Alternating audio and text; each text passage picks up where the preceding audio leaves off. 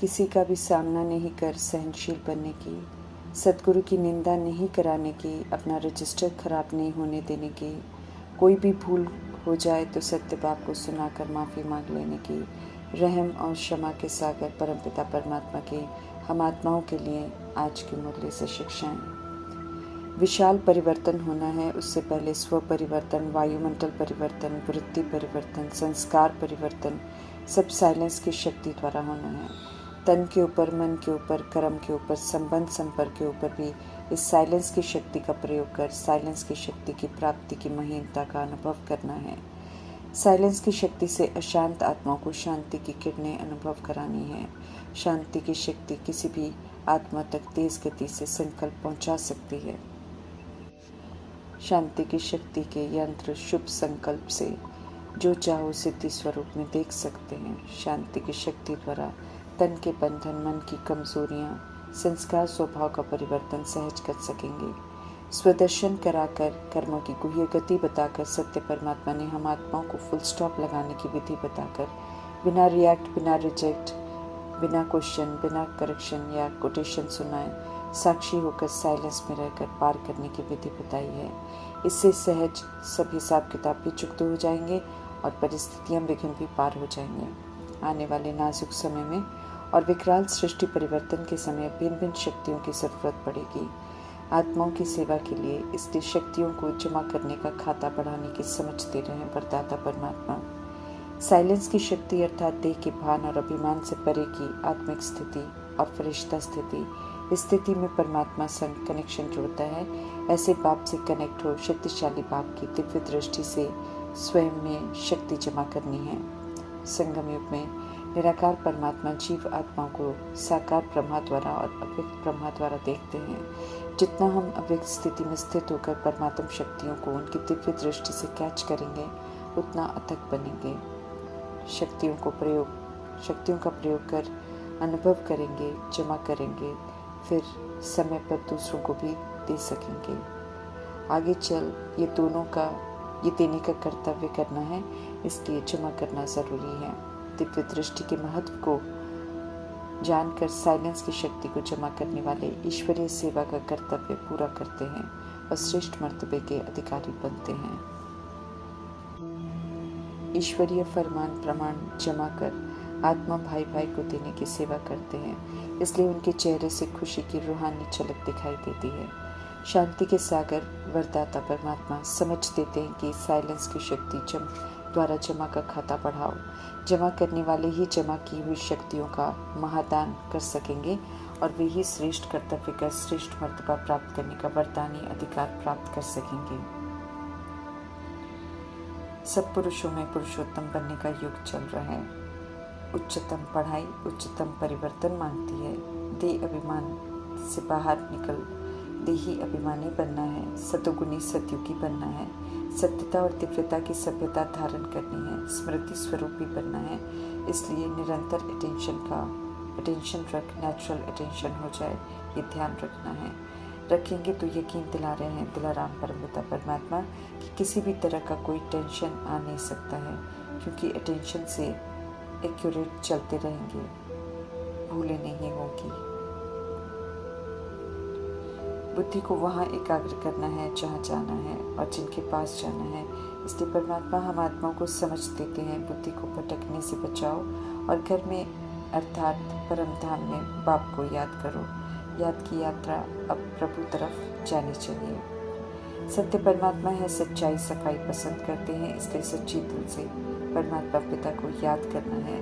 हम सभी अपने अपने तरीके से दावा करते हैं कि सच्चे दिल से परमात्मा को बहुत याद करते हैं,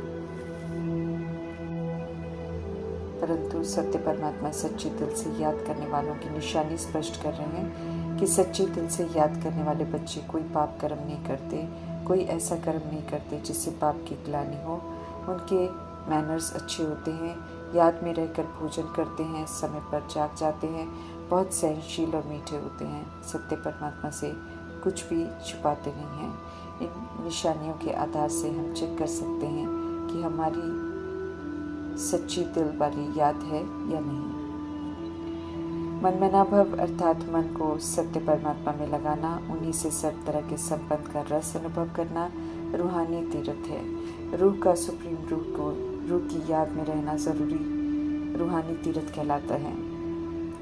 रूहानी तीर्थ स्वयं परमात्मा सिखाते हैं और इसी से सद्गति होती है। सच्चे सच्चे स्वर्ग आश्रम में जाते हैं, जिस्मानी तीर्थों से सद्गति नहीं होती है। बेहद के बाप और सद्गुरु निराकार परमपिता परमात्मा ही हैं। उन्हें ही सत श्री अकाल कहते हैं।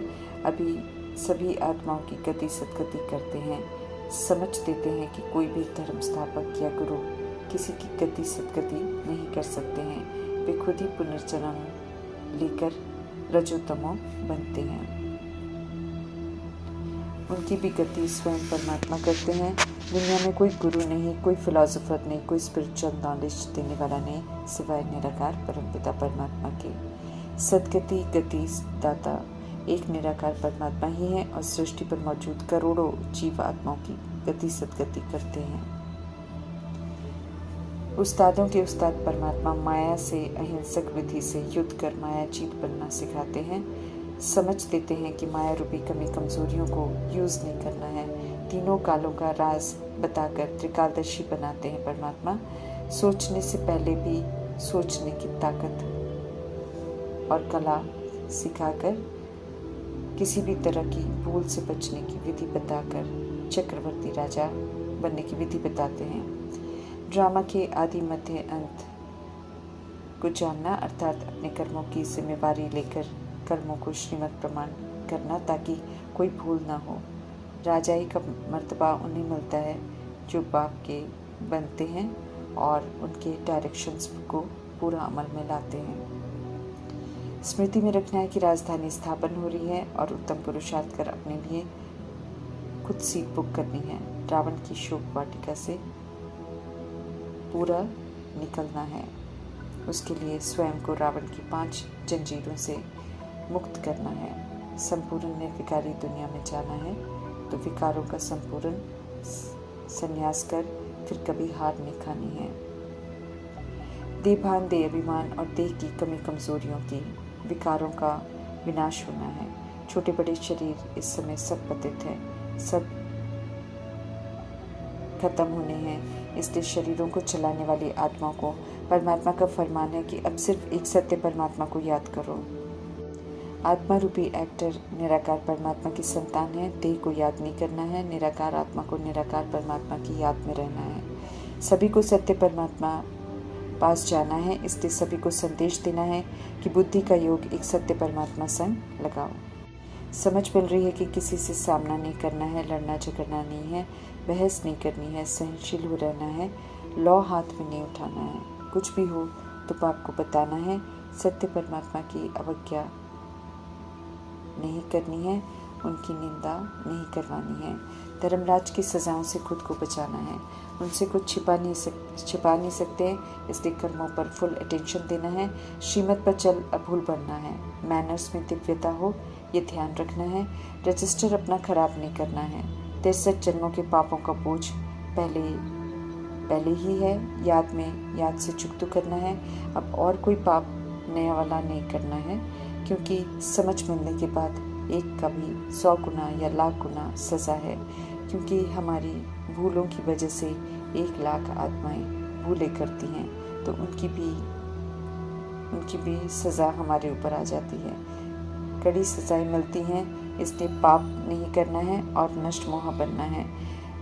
जिनकी तरह बुद्धि का योग परमात्मा संग रख उन्हें याद करना है। परमधाम में याद करना है ताकि घर भी याद रहे, जाने के लिए तैयार होना है। सही रास्ता पकड़कर उसी पर चलना है। उल्टे रास्ते पर चलेंगे तो खड़ी खड़ी गिरते रहेंगे। समय है ऊपर उठने का, न कि गिरने का। सत्य परमात्मा को निरंतर याद नहीं करेंगे तो पाप होते रहेंगे और पुराने विक्रम भी विनाश नहीं होंगे। किसी भी बात को हल्का नहीं लेना है।